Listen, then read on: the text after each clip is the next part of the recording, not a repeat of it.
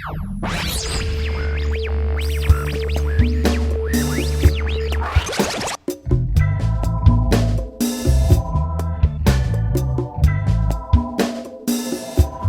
what's up, everybody? This is Nate Doobie. I am your host for the Five Town and Around podcast. Thanks for tuning in. Today's guest is my friend Julla, and we're going to talk about various topics today. Julla is a musician. She's involved with music therapy, and she's a singer, songwriter, and we're going to have a discussion about various topics involving music, culture, education, the Grateful Dead, guitar, dreams, various other topics. We might not get to all of it, but without further ado, I'd like to introduce Julla. Julla, how are you doing today? Not bad. Thanks for having me. You're welcome. It's great to have you here. So, why don't we start with music? That seems to be a topic that was well received at the last show. You currently play in a sort of, would you call it folk duo? I wouldn't say folk punk. Yeah. I know that's a big influence on you, but you play with Jake Tamarin and kind of singer-songwriter stuff. What got you into doing this project, and what's the story behind it? So it's been like the first time I've worked with another musician in a while. For a while I was kind of focusing on the more therapeutic music therapy realm of music and kind of just playing on my own, working on writing songs, and me and Jake, who we've known each other for a while now, always been friends and love the dude, but we have like I don't even know how to we have an interesting relationship, and it comes out in our music because we as much as we love and hate each other, he's also like a really good teacher, and I have learned a lot from playing with him. So I would call it a mix of a little bit of folk, Grateful Dead inspired, just because Grateful Dead. Right. But we also, I would say, GDF. what?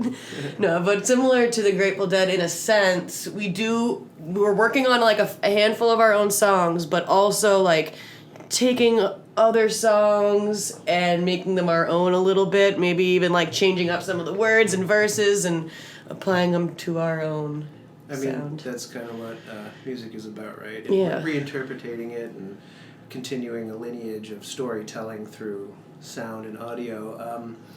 Correct me if I'm wrong, but there is a big, for you personally, a folk punk element to your influences. Definitely. There's a band that Ryan had been talking to me about. It's a guy and a girl. They were, I think, toured the country on freight trains. She plays violin. Lost Dog Street Band. Right, yeah. Those guys are big influences of mine. I always like kind of joke. Yeah, so they're a married couple. You can like hear it. The guy writes the songs and she saws on a fiddle, and I always kind of joke, like, if we all had an Ashley in our lives, we would just, like, we could all soar, because, like, she just, like, I'm not trying to downplay from him, because he can write a song like no other. I would say, like, they're like one of those slightly, like, underground, gonna like, either, like, catch them at a show when they're through, or hear them on YouTube, or whatever, but, like, yeah, they're traveling musicians, used to be kind of more punk rock, hit the road in the freight trains and found more like country and folk and bluegrass, and that's definitely, that hits home with me. I'd say, like, I definitely have my Grateful Dead and like punk roots, but like with them they capture a whole lot of, I don't want to sound cheesy, but like American folk, and also like the addiction blues. Like he'll talk about that at his shows, about like how we just need to be like talking about it more. Like he was an addict, she kind of just like held his head above water, and like that's a story that just like rings true to me. And interesting, and that's a story that I think is fairly prevalent not only throughout our crew in Five Town, but across the country. And my mother has a friend whose son, I've never met him, he did the whole, traveling across country on freight trains, and I don't know his whole story, but I know that it probably crossed through cultures and groups of people who were going through that whole thing. Oh, yeah. What do you think it is about folk punk where there's something about the freight train as a symbolic entity that exists that kind of ties a lot of people who are into punk rock, that leads them to being into these acoustic bluegrass elements. And there seems to be an entire spiritual mythos that is sort of connected to the downtrodden aspect of that, but also the freedom-inducing qualities of hopping on a train and going across country. And that's a perilous thing to do. I thought about it a few times, never actually did it. Right. I actually have a lot of respect for the people who do it. I've, conversed with a lot of gutter punks and hippies and various people who've done it for whatever reason. Not everybody does it for the same thing, but it does seem that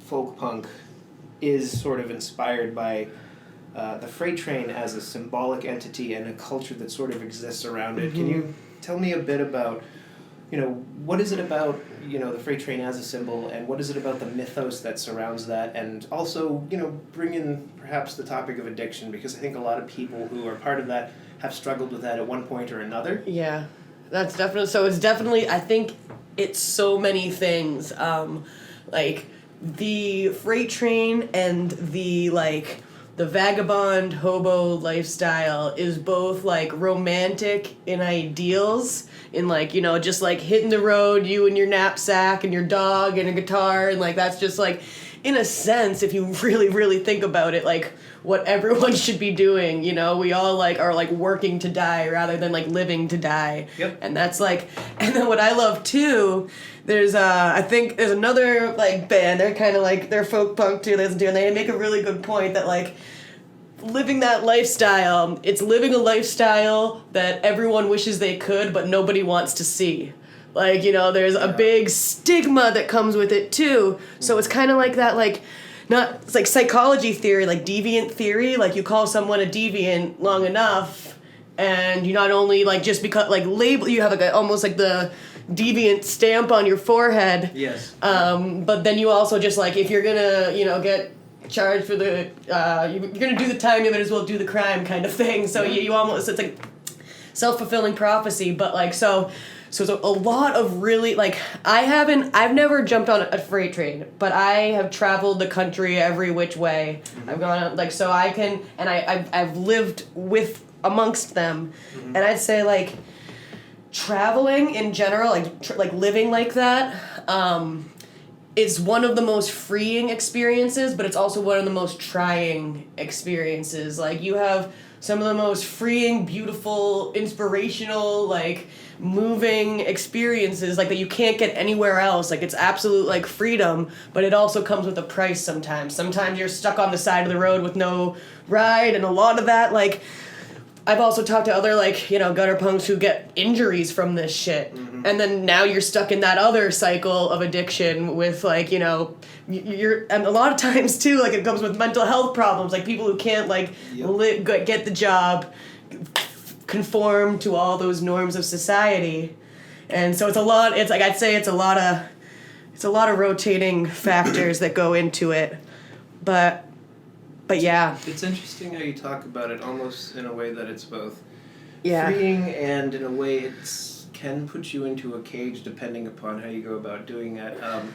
I'm going to show my nerdery here. In Star Wars Rogue One, there's a character named Caspian, and he's, I guess, supposed to be based on an archetypical French guy. And then there's another character, I forget what his name is. He's not a Jedi, but he protects the stones that the Jedi use to make their lightsabers. And they're both in prison at the time, and Cassian says something to the effect we have to get out of here, and this gentleman who has sort of a Buddhist prodigy thing going on with his character, he says, I've been in prison plenty of times before, this isn't a problem. He's well, it's a first for me. And the Buddhist archetypical character says, I get the impression from you that you carry your prison around with you. Do you think that's something that, a lot of people who attach themselves to this subculture struggle with on some level? Yeah, totally. I would say yes and no. I mean, maybe I like to play both sides of every argument, so I'd say yes and no. Yeah, especially I'm going to bring it back to even the Grateful Dead community that I know so much. And we'll say even the same too, because one thing that I've seen a lot, whether you're institutionalized through living this lifestyle, going to jail, Yep. or even sometimes it's the people who know nothing else but this lifestyle, and then like you only know that way. Like it's almost like it's hard to explain because it's like it's almost like a different area of your brain that's like functioning. It's more like the survival, like constantly in fight or flight mode. Yep, I can get that. And I don't there's good things and bad things about that, because that's like the one way you can like guaranteed to like relieve that like pent up stress. Like in our culture, if you're living like the 9 to 5, there's so many factors that just contribute to chronic stress because you're not experiencing fight or flight, so you're still, the stress is persistent, but you're never fighting through it and processing it. And so I think coming back to like the lifestyle of traveling and just like living against society norms, it's a double-edged sword, because like it's very freeing, but like you said, like it can trap you in a way of thinking and a way of being sometimes that can be limiting. And so I guess I don't, maybe obviously it's just for me, and I think it goes for most things. I think there's like got to be a balance to it. Let me ask you this. So on the flip side of that coin, you have American society, which is largely based upon capitalism. Right. I've got my issues with capitalism. I work for a corporation, so obviously I don't have that much of an issue. I get to work from home. I get to make my own hours, and I have a lot of freedom in the context of doing that. And I also have the opportunity to be creative. The perks. Sometimes I think about when I was a teenager, and I was like, I wish I jumped on that train, or I wish I took this risk. I never took a lot of the big ones. I mean, I got really big into the Grateful Dead. I went, I followed Phil Lesh and Friends and Bob Weir and Rat Dog and pretty much all the spin-offs. And then when the Core Four got together, I was present, and I kind of believed in it as almost like a religious thing for a while. Because definitely. when I first discovered it, I thought, like, this is what I was looking for, and it's perfect. There's no darkness here. Which isn't entirely true. No, that's not true. Because once you get ingrained enough in the culture, you do see that, especially on larger, like, festival events on the fringe, like, darkness and light is a part of every aspect of human existence. Right. So just as, the kind of fantasy of traveling across the country and taking a risk like that by jumping on a freight train and meeting all these other free spirits, there's a downside to that. Just as there's like safety, and some people really build what they think are beautiful lives in a capitalistic way, also has major drawbacks. Do you think there's, and this is something I think about a lot, and I'm starting to see bits of this, and I don't know if it's a good thing. I'd like to look at it as a positive thing, but I think, there's a lot of people who had experiences like when they were younger, like the train aspect, or going to Grateful Dead, or whatever they were into as a sub-counterculture in this country, and now they're trying to integrate into capitalism in America, and I feel like there's a thing going on where, I know to a point I'm trying to do it, is bring some of the light from those extremely countercultural experiences and try to imbibe it into more traditional society. It's an experiment, and I think it's happening more now than any other point in history in this country. And I mean, do you think that's possible? Can you? Yes. Can one hand wash the other in that respect? I definitely think so, and I was, in a sense, thinking about that when you were like, so I kind of was like the opposite end of the spectrum. Like I did hit the road a bit when I was young. Like right when I graduated high school, it was not long after I ate LSD for the first time. So I treated that like a religious experience too, and I attribute it to like, in a sense, saving my psyche. Like I was like a kind of dark and destructive, like into hardcore music and like me too. Dun, dun, dun. Yeah, I was there. And I ate LSD at a Grateful Dead show, and it just I was able to like. I was a depressed kid. I was able to like look in the mirror and like say I love myself for the first time, and like I remember that was just like life changing, and like that's like what I attribute. So I kind of forfeited a lot of those. I almost said like neurotypical, but like typical like rites of passages, like going to college, like getting the working towards a career, working towards a family. Like, Right. I've just done, like, things against the grain and in my own way. Ever since I could remember, I was told I had oppositional defiance disorder as a kid, so it's like, you can tell me no and I'm gonna have to find out why kind of thing. Oh yeah. No, So, yep, been there. but the benefits of it, because now that I'm like, so I definitely lived that life. I'd say up until like I was like 24, I lived that life, and now I'm 29, and like it was actually kind of perfect how everything happened. It was one of those things how like you know how when it's happening you're on the right path. Correct. Kind of stuff. Yep. Like we mentioned the addiction stuff, and I went through my stuff, and came out of it like truly came out of it the other side, and I went right to school. Went to school for human services. Yeah. And like it was beautiful because I had already done all my general studies, and like I was able to start with the music therapy internship and start like really doing like work on myself and on an intellectual level. And I've been told like in a lot of the things that I've done post Grateful Dead land, like, and into like we'll call it the real world, a lot of people like value what like my perspective that I bring to the table, because like traveling and stuff through every region of the United States, plus I'm from Canada. So that's like another like outside looking in. Yeah, I moved here like when I was a kid. All my family lives in Canada. Interesting. So like my family unit is the only one who lived in the States. So I've been like a student of human nature and how that changes geographically, and I don't want to like it always sounds pretentious when people say this or whatever. I feel like sometimes, but I am an empath, and like, but I also just like, Me too. I love interacting with people and finding out like, it's almost like the psychology like idea where like behavior is one thing, but what causes a behavior is like says a lot more than the behavior itself. Yep. So maybe I'm a weirdo like Aquarius who likes to pick and prod at people, but I like to like know what makes people tick in a sense. Yep. And yeah, maybe that's just me personally, or maybe that's because I've like in a sense like met so many different kind of people, and it makes you be able to understand a lot of different perspectives. And yeah, I definitely think it's the two can and do. I mean, I know you've been to Dead shows. Like, you go to a Dead show, there's every walk of life from gutter punks to lawyers and, like, doctors, bikers, like, everything in between. Like, yeah, and I think a lot of people come to that. And, while I was listening to you speak, we're talking about music, we're talking about psychology.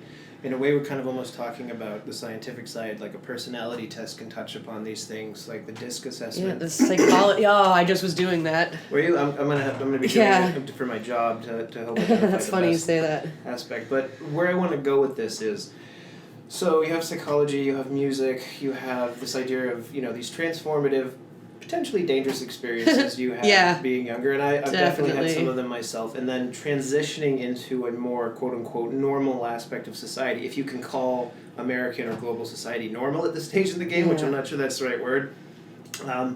But to take it from psychology to more of a metaphysical thing, because you did bring up astrology, I thought that was interesting, and we'll probably get into more of that later, but alchemy.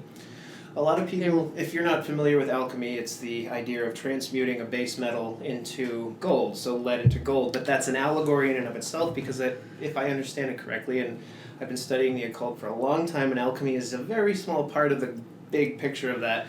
But transmuting lead into gold, even if it is possible, isn't what it's about. It's an allegory for transforming darkness into light. Ooh, I like that. It sounds like the experiences you had, you're bringing to society at this age. You're using education, you're using your perspective as a way to transmute whatever negative or dark experiences you took from that, and transmute it into the light, which reflects the positive experiences from that time in your life. So I guess to take that thought a step further, do you think not just Americans, I guess as a species, I haven't traveled a lot. I haven't gone terribly far out of New England. I've been to New Jersey and Pennsylvania, and I think that's about it. And so, obviously I have a very different perspective, but as someone who's so well traveled, do you think that it is possible that, because I know we're having this conversation now, and I don't doubt that there's people around a campfire having a similar conversation. Mm-hmm. This is happening all over the world in various different societies. Do you think that, we can transform capitalism or at least make it into something better so that the system works without, destroying the earth, destroying our mental health, destroying aspects of, well-being, with these sort of crazy experiences that a lot of us have had in our youth? I think the fight is worth fighting. I like that answer. Yeah. To say if it's possible, I think that's like, I have hope, so I hope it is, but that's definitely like, I think a lot of the times too, okay, so I'm gonna get a little bit political because like, that's fine. What's like happening like right now, I feel like there's a lot of like battle lines being drawn, Mm-hmm.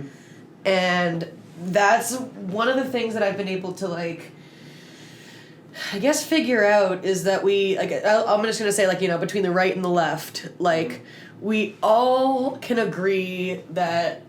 Can I swear? Like that shit's fucked. That shit's fucked. Like shit's fucked. Shit is fucked. It is right now. The the official statement right now is that reality is currently fucked. Yeah, that is the consensus. And that's not necessarily a bad thing. But we're all disagreeing about like what's the real biggest threat, what's causing it, and who's to blame. And I feel I'm definitely guilty of that. I'm very right. Very I try not to. But Jake's on the right. The dude I play music with. Yeah. He is definitely on the right. Right on. On the right side. And so we definitely butt heads, but I feel like it's a kind of interesting thing that happens when we get together and play too. It's a bit of like a battle and like an immersion. Yes, yeah. So I think that's a lot of what America can and should be. Like, guys, you can't see what Julla just did, but it's sort of a twirling of the arms, and I know the Grateful Dead kids out there know I was exactly. gonna say, like, I can't even do that again if I tried. Well, it's like a spiraling of your arms around to express this sort of unification of opposites, and that goes back to alchemy. I mean, we're living in times and they are crazy, and it's I've gone through phases where it's like it feels like we're on the borderline of the apocalypse, and not in the sense in like the Hollywood version, which is like it's the end of the world, but apocalypse doesn't actually mean the end of the world. Right, because it means revealing. Every like I'll say every age of person has thought of the apocalypse and thinking they were living in the end times. Yeah. I mean, it's arguable to think if we actually are a little bit actually closer now. Yeah. But there's also been like, what is it, 5 major extinctions? Yes. Yeah. At so least, we're probably not the first like very evolved high society. And we're probably also to become extinct. Right. And while the dinosaurs were wiped out by meteorites and there was great floods, we're probably the first group of human beings globally that is potentially better prepared to deal with it.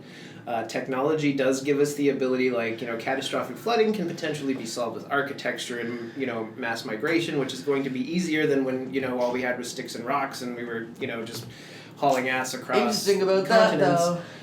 We might not even, like, understand those timelines perfectly anymore. Like, right. And they're finding civilizations that probably were high societies during what we think were the cavemen, ages. So, that's entirely possible. That's some ancient aliens type shit. I don't know if you've ever heard of Göbekli Tepe, I think. Yes, that's exactly what I was thinking about. Yeah. I think it's in Turkey.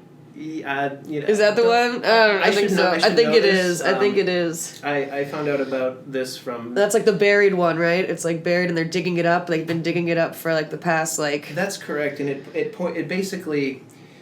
Nobody's really paying attention to it. Like Terrence McKenna has written about it, and I follow a guy named Gordon White. He has a podcast called Rune Soup, and his whole thing is about magic and about using it to transform your life. And he wrote this book. It was... I thought it was going to be about chaos magic, which is really about down and dirty, just like simplistic means to use sorcery at its most basic things to acquire. I mean, is that more stuff. like Machiavellian, like, climbing the ladder of chaos type? That's interesting that you say that. That's not where he's coming from. He's like the reverse of that. Like, let's throw let's overthrow society, but let's do it with sorcery, and as we're doing it, we'll have fun, and then the good people will be in control at the end. Okay. So it's really just different motives. That's how I take it. I mean, I could be totally same alchemy, wrong. but different. Like it's like magic. It's like magic in itself. Well, by theory, is not good or bad. Magic. Yeah. It's whatever. It's the intent behind it that magic makes is it. a tool. Yeah. I have this conversation with my parents who are devout Christians, and oh, here we go. They're not. No. I grew up in about my parents. They just no. Nothing wrong with being Christian. When I left the religion and told them I was studying witchcraft, it wasn't exactly a positive conversation. They weren't thrilled to hear that. Oh, we had a few arguments about it, but one of the things that it hinges upon when it does come up is it's funny because they want me to come back to that faith, and they talk about Jesus, and I was like, okay, well, let's talk about some quotes, like you'll know them by the fruit of their work, and that's a reference to good and evil because it produces fruit, and if the fruit's rotten, it's pretty obvious. So I say, well, magic can't be inherently bad because it's like a hammer. You can build a house for the homeless with a hammer, or you can smack someone's skull in. Mm-hmm. Is the hammer evil? No. Right, and in the same sense too, it's like maybe just like different terminology for the same thing, like just like like different religions are, like I don't know. I guess it's just in the end, it's all just like different terminology to try and figure out the same kind of mysteries. Well, the 8 great world religions, and there's so many more than 8 now, but as far as by capita of how many people believe in these particular egregores, these particular stories or myths, and they believe them to be true, they all have the golden rule, which is treat others as you want to be treated, love your neighbor as yourself. That's how it is in Christianity. It's different in Taoism and Zen Buddhism and Tibetan Buddhism and witchcraft, the threefold law, do as you will, harm none. Yeah. And that's, we're going to get into an offshoot here, but I want to stay focused on this. It's when you look at everybody in the context of world religion, all of the big ones, they all have that as part of their holy book, or even if it's just a philosophy, it's always, it boils down to one thing: treat your neighbor as yourself, love your neighbor as yourself. Yeah, and mostly too, in a lot of them too, correct me if I'm wrong, but there's like an idea of good and evil in a sense, like light and dark, like the balance and trying to navigate your way through that. And it's however I feel like we kind of talked about this the other day, and this is one of the things that used to kind of like trip me up as one of those like first like thoughts that hung me up as a kid kind of thing, like, and it would be like the definition of paradise or whatever, even like the definitions of good and bad.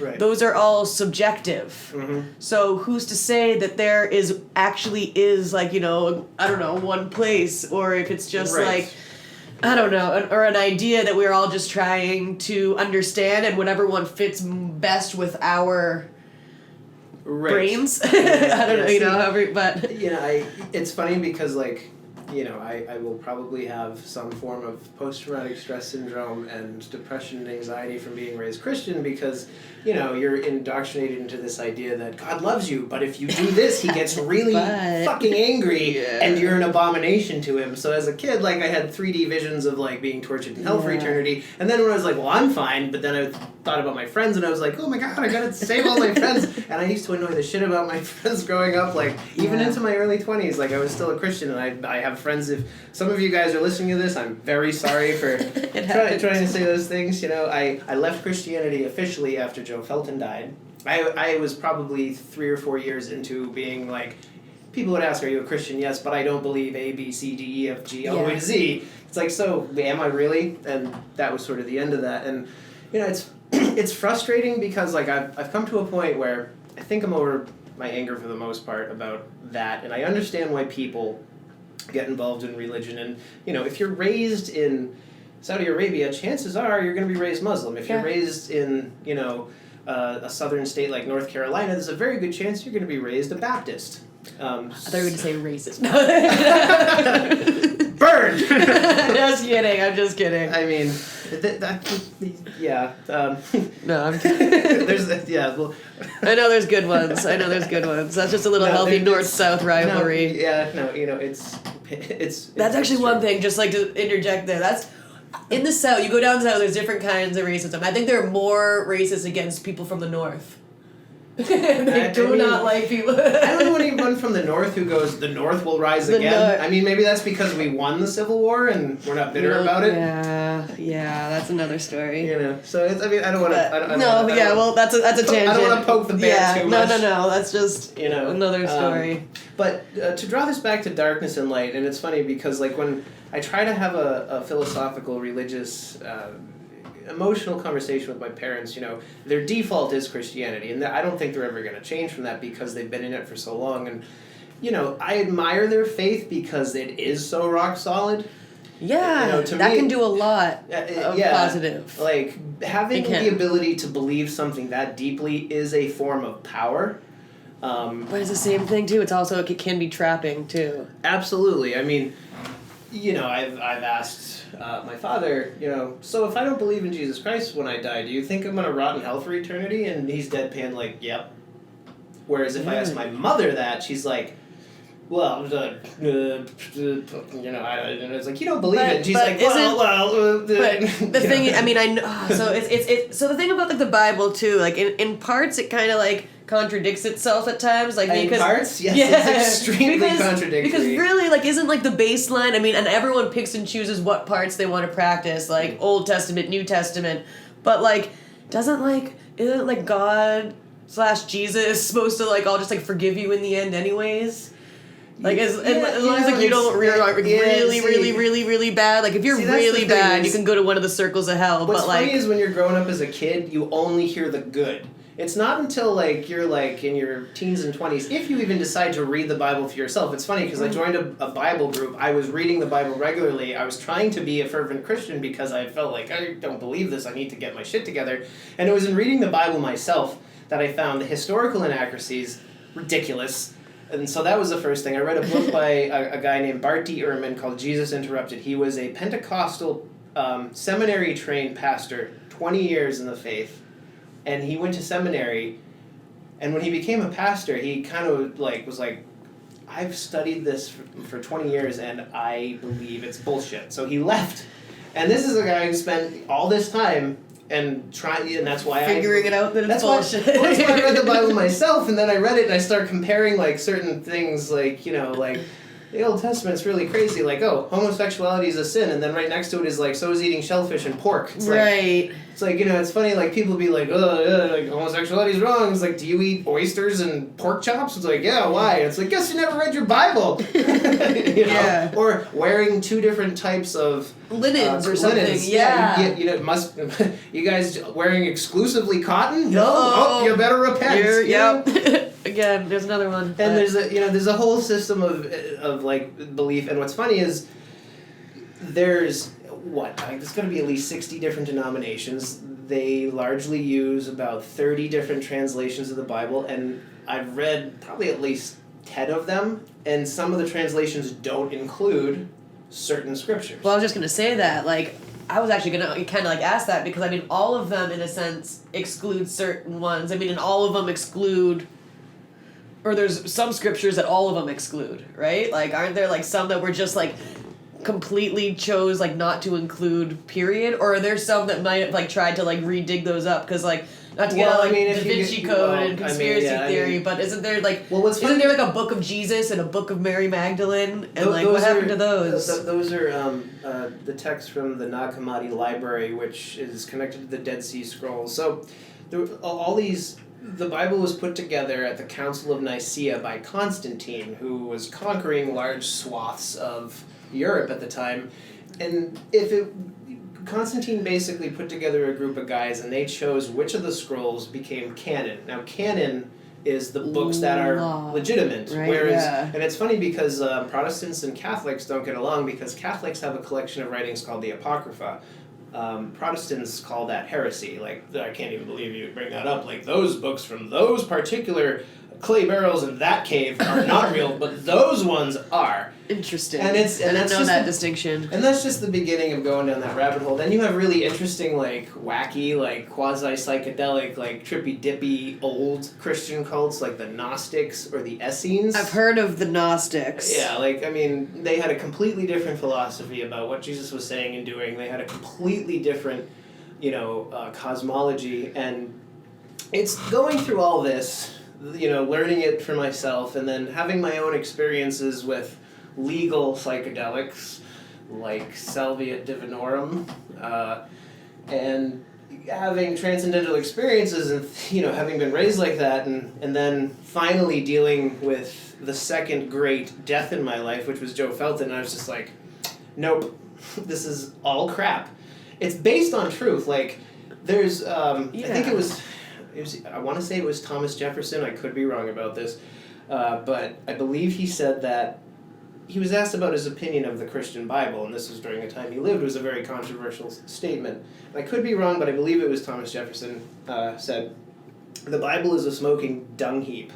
The purpose of it is that there are diamonds of wisdom within the heap, and the process of reading the Bible is to dig through the shit, extract the diamonds, and leave the rest behind." And that resonated with me. Ooh, but in a sense, though, I get that. But it's all up to interpretation in the end. Because, like, one person could hear that and be like, oh, here are the diamonds. Right. And then the other one's going to be like, see, yeah, that's... sodomites and right, blasphemy fumes. See, now, well, that's why I find that the golden rule, which is present in all of the 8 major world religions, maybe that's the only diamond. Because right, and that's what I've taken from it. What are the chances that all these religions would tap into that one thing and boil it down to that? I believe, not to, I mean, this is what I've always kind of summed it up to. Like, God is good. Like, God is kind of like the good forces into the world. And I believe there's positive good forces, and there's, like, some dark energies in the world. Yeah, and it's like, I think you'd have to be blind, especially if you've had, transcendental experiences, whether natural or through meditation or through biological compounds that change your consciousness. Like, if you haven't experienced that, chances are you will at some point. The thing is, I just don't know if you can boil it down to it's this God and that's... Right. And like you have Hinduism, which is very interesting because they have, dark gods who still serve a purpose in their pantheon, and... I mean, that's a whole nother can of worms. A lot of religions do that, too. It's like, I've tried to multi-god religions do that. I mean, darkness exists, and, it happens. Bad things happen. I do believe in good and evil, not necessarily in a theological, definitely not a Christian sense, but I do believe it exists because I've experienced it on certain I believe it to a degree. I don't know if the parts that lose me. It's more like the you can do like the rules, like even like it's just like maybe even just like the sexism in it. Like it was stuff that always like stuck out with me. But yeah, I guess I like that like I at least picked my own cherries out of it, and like and. I don't know. I forgot what I was going to say about that, but no, that's okay. I think religion can be good. Yep. And I think what I was going to say was that actually, so I have had, I'm just going to say my own experiences with I'm going to say the supernatural, as I'm a sensitive to say it, I'm pretty sure, because I was able to see stuff as kids, my grandparents' house was haunted. Okay. So I've had a bit of a fascination with more the paranormal and what happens after death. Other side of the veil. Yeah, and I've had my own experiences. I've had good experiences. I've had bad experiences. I've been contacted by what I believe I truly believe was my grandfather at time and then and it was almost not coincidentally, not ironically, but when I was fucking up, when I was in the darker times of my life, would be 99.9 times out of 100 the times when I was like had negative spiritual experiences. Mm-hmm. And I don't know if it's because I was opening myself up to it more in a negative light, or if it was certain other forces trying to shake me and get my attention and like, you know, punch me in the whatever. Yeah. But so in that aspect, one thing that I've always like kind of found interesting about, I'll say, people who entertain ideas and like who practice and educate themselves in the ideas of like the spirit world. A lot of them, like sometimes I've even heard like it depends on, we'll say, the spirit, as to what religious tactic you might need to use, or what tactic in general. Like, let's say it's a Native American spirit, you're gonna need to go to like a shaman or a medicine man. Yeah. But if it's maybe someone who was like a hard ass Christian who died and is, say, still haunting this house, you might need to get like a priest in there to like relate and resonate with him. And I don't know, like I've so yeah, I don't know about all that. I think we're all just that's what we're here like, you know, doing on this rock, is just trying to figure out like what's going on after death. And you know, I would totally agree with that to an extent, but it's like you can get enraptured with it so much that you start to care too much about the other side of the veil and forget to live. I try not to. I definitely try not to. Yeah. But it definitely, it's hand in hand with like religious talks to me. Mm-hmm. Yeah, like they. Going back to the Grateful. But also too, I've called on my angels and they didn't come. Well, yeah. So there's I don't been a couple know. occasions where I've had that. It's sort of like. But I've also probably had my ass saved by angels too, like. Mm-hmm. And you know, angels. You know, that's a term that's very easy to use as. Right. It's an interpretation, like a spirit guide or whatever you want to call it. Look out on the other side. I'll tell you an interesting story about this, and Oteil, if you're listening, I hope it's okay to share this. I met Oteil Burbridge at Strange Creek. You told me that. You told me that. I had been reading his blog for about a year, 3 years prior, and he was in a band called the Peacekeepers. I got the impression he was a Christian, but he never overtly said it. So he had just finished playing with the William Thompson Funk Experiment, and he had been packing up, and I kind of snuck around and I said, Mr. Burbridge, could I have, you know, like 10 minutes of your time? He's like, yeah, man, let me just pack up. And so I helped him pack up his gear, and I think he had someone to take care of the amp. He used William Thompson's equipment, so he just had his bass. He's like, what's up? Let's chat. And I told him, you know, I've been reading your blog for a while, and I got the impression that maybe, you know, you were into spirituality or perhaps, you know, Pentecostalism or Christianity. And he's like, it was something to the effect of, nah, man, I mean, it's not really necessary about this or that. And for a period of time, he was kind enough to talk to me on the phone.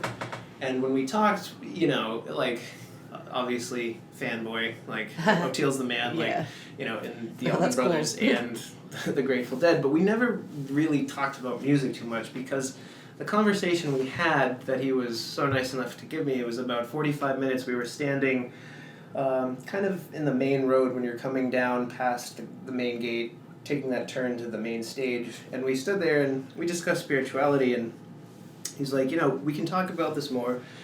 You know, he said, hit me up sometime. I was like, well, you've got Facebook. He's like, that's not even really me. Someone does that. I'll give you my phone number. So we talked on the phone for a while, and he told me about an experience he had.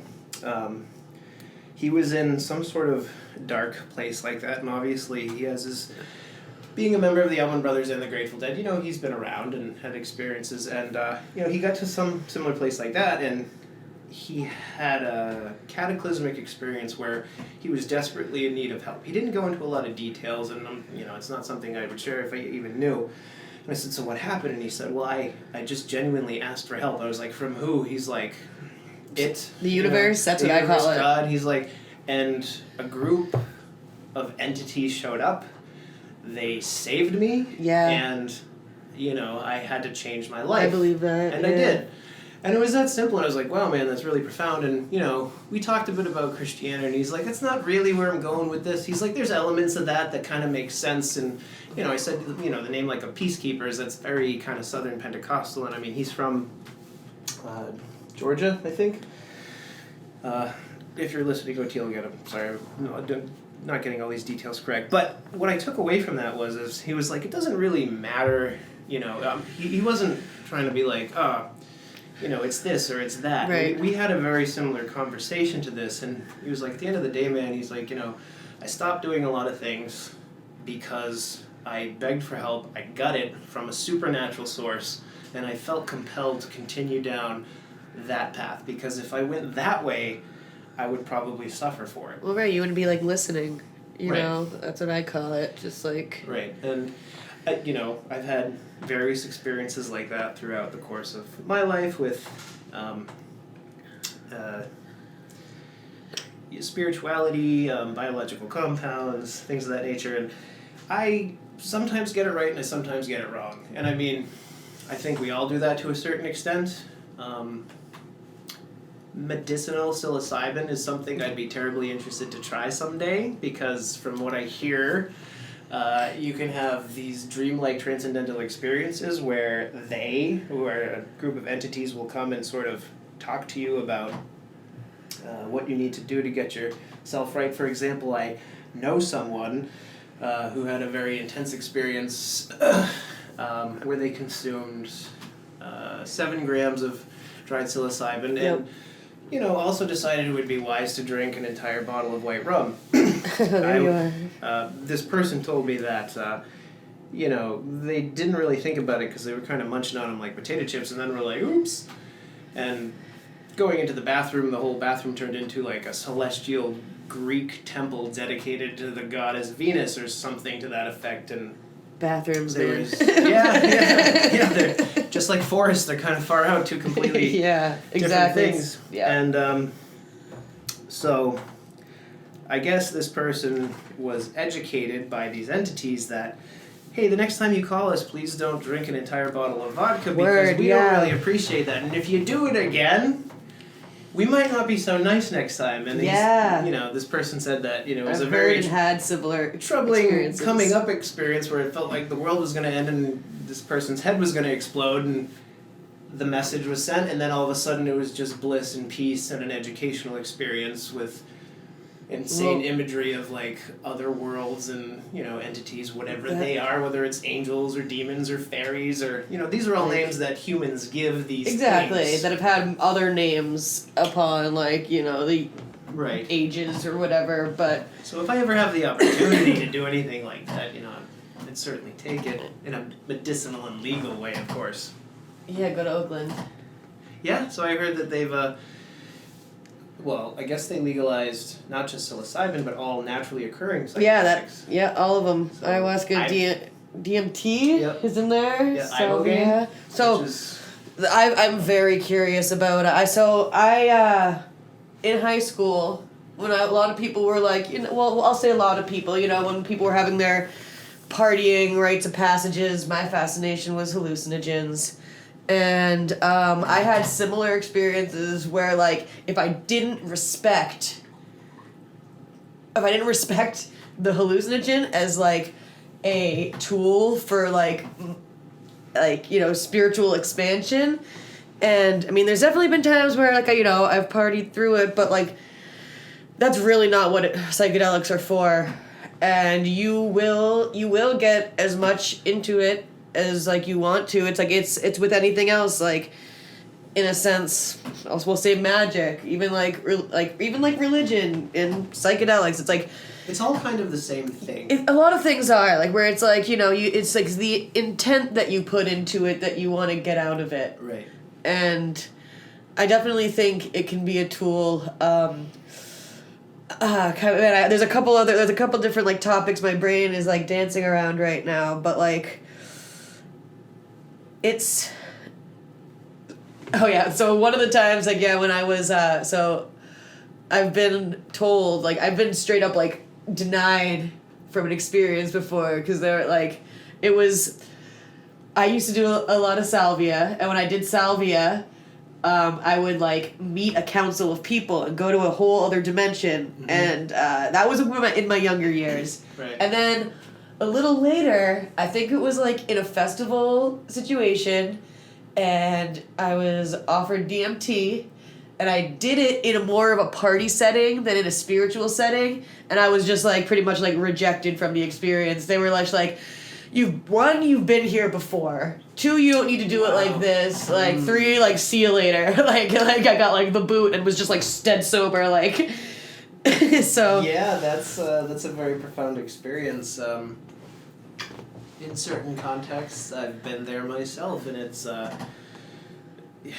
yeah, it's funny what certain things will do to certain people, and it's kind of like if you're not the type of person who's looking for that thing, you might be able to party through it, and you might have profound experiences, but you don't have those kind of profound experiences. Yeah. Or even like on the other end, the real profoundness. Like, yeah, you might like skate on the surface and you'll get something out of it. Yeah. But so it's definitely like interesting. Psychedelics have to be, like I said, have to be respected, and I've talked to people who didn't respect them, like basically at all. Right. And some of them now like probably can't do psychedelics anymore. And Yep. And the question is when, we move through things, because this conversation started with music, we went to psychology, we went into alchemy, went into religion, through magic, and then we got here. There's a unifying thread, I'm still not exactly sure what it is, but,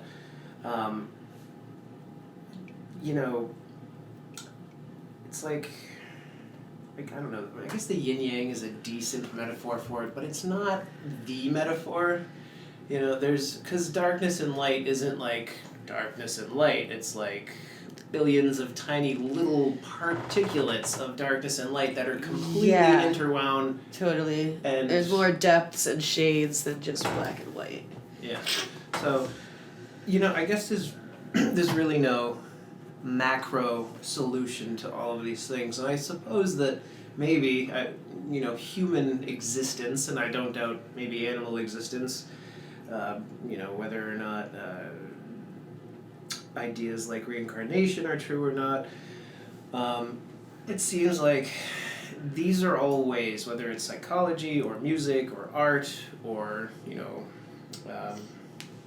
biological compounds from sacred plants, you can approach it from any direction, and if you touch it, you know it, and you get the general, basic, crystal clear cut, this is the message. And no matter how you get there, when you're there, you get the message bright and clear. But you never get to stay there while you're alive. I think death has a big part of that. And then you come back to the real world, whatever that means, and you're left with whatever you could grasp, the diamonds from the shit pile, whatever you were able to grab onto. And it's funny because they never let you take too much of it. Yeah. And if you keep going back and trying to take it again and again, you get the foot in the face, and eventually the door will close for you if you don't close it yourself. Right. It's all about respect. Right. Respecting that. So, respect and intent. There was a professor in Harry Potter, his name escapes me. Well, he's talking to Harry, and Harry's trying to ask him about a type of magic called a Horcrux, which is... I kind of remember that. It's a piece of energy you can put into a physical object that if your body dies, you'll be able to survive. But to make a Horcrux, you have to murder somebody. And, the reason Harry was asking this is because he was trying to trace the steps back of the person who killed his parents, which was Lord Voldemort. And he was sent by Albus Dumbledore to try to reinstate this conversation because the memory that Dumbledore had collected from this professor was tampered with. So he couldn't see what actually happened when Voldemort had the same conversation, and Harry tried to, crack this code, and eventually the professor did come around. And if you guys haven't seen the films, I'm not going to spoil how it happens, but, the professor's response to that question when Harry asked it was, magic, as all things, has darkness and light. I myself try to tend on the side of light. And that's a paraphrase. And I think that's all the best that we can really do. We all have darkness and light. inside of us, what I think truly matters, regardless of religion, sex, age, whatever, is the side we choose to act upon. Yeah, totally. No, and I think that's another idea that was like dancing around my head, like I said, when you said like kind of like just in life, but like say you were using magic to say describe it turning darkness into light, and I think that's just the essence of it. And like definitely I feel like what you have to do when go like personally, like in a human services degree, like, you know, or even just like a like services degree type, because you asked me earlier too if you can take your like alternative life against the grain type of things and turn it into like a constructive, positive like life tools. Yep. And I feel like all of my like biggest, you know, most intense turmoils, and even like, you know, my wounds and my PTSD are what give me strength in that field to be able to like be empathic, understand, and like relate on a level that isn't just out of a textbook. And so it, especially in what I'm doing, in a sense, my and as an artist too, like I know it's almost like the curse of the artist to hold on to your pain, but it's holding on. Sometimes it's holding on to, maybe not dwelling on it, but remembering that makes you stronger to not do it again. Right. And like, it's a fine line because you don't want to like live in that permanently. And I've seen a lot of people do that too, who are living lives as addicts and in recovery. Not to down talk it, it's almost like the same like aspect as like the downside. I don't want to say downsides religion, but I'm just gonna say like AA and programs like that, where you almost like, yeah, it gives you hope, gives you community, and it gives you a higher power, but it's hard to function without that afterwards. Right. And in a sense, it's like the same like Catholic punishment, like saying I'm an addict every day. Like, look, saying it multiple times a day. My name is Julla and I'm an addict. You are connecting that to yourself and your identity permanently. Right. And I feel like that's trapping. Well, words in and of themselves, another Harry Potter riff, Albus Dumbledore, shout out to one of my favorite fictional wizards. There's a scene in the afterlife, and one of the things he says is, words are, in my not so humble opinion, one of our greatest sources of power and magic. And again, that's a paraphrase. I didn't get it word for word, but it's so incredibly true, you know. And I think that's why music is so powerful, because you're coupling that with the ability to change people's emotions. That's why film is powerful. And you know, it's why things like religion are powerful. It's why some people read the Bible and, you know, they walk a certain path. It's why some people read The Lord of the Rings and do exactly the same thing, but in two completely different ways. And I think, you know, we're probably coming towards the ends of this conversation. It's 8:09. I think what this is all about is that we pretty much all think we're on a separate path doing something different, but we're choosing the modules of which resonate with us that make sense to do that. And maybe it's hard to see that, how other people are doing it, and perhaps if good and evil does exist, then there are people who are literally choosing darkness and walking towards that willingly. Right, and that's truly evil rather than like maybe for example, being mentally ill. Right. We'll just say, for example. Yes, fair enough. And all the stigmas that come with being weird or different in our society. I think that our big problem, and this isn't just left and right, red and blue, you know, young versus old, boomers versus millennials, all this stuff, like you talk about the division lines, that's more of a distraction. Yeah. We're all potentially walking the same path, and I guess the thing is we really don't, I mean, I'm sure some of us have feelings about people we think are doing truly evil and bad things, and we suspect that they are. And then those who are choosing to do light and good and moving towards that. And the funny thing is that some of those that we think are walking the path of evil are actually possessing a stone of light, and some of those that are walking the path we think is light also hold a stone of evil. Right. So I guess I don't know. I would think that the whole point of human existence, at least from this perspective, is that the light workers are trying to come around and connect at the end, and I guess maybe that's what darkness is maybe they're just choosing to do that, and I don't think you can divide it into heaven and hell. I mean, that's an oversimplification, but from myth and from magic and from music and from artwork and from paintings, and it seems like, we are all going to get the message someday, whether we have or have not already. And ultimately it's a choice, but it's that you can't break it down into, well, you got to be this religion to get the light. You got to do this thing to be that. You got to choose this. And this is kind of where the wall at the end of this discussion, because that's the bridge between life and death. We're never going to truly know that until we cross that. Yeah, until then it's all just banter. Well, Julla, I think we've probably crossed the 45-minute mark, and I got to tell you, this was a phenomenal conversation. Yeah, good one. I haven't had one like this in a long time, and I'm very glad we got to record it because I think it's of supreme quality. Everybody who's tuning in, I want to thank you. This is Five Town and Around. This is my friend Julla. I'm Nate Doobie, and we'll see you next time on the Five Town and Around podcast. Peace. Peace out. Good night.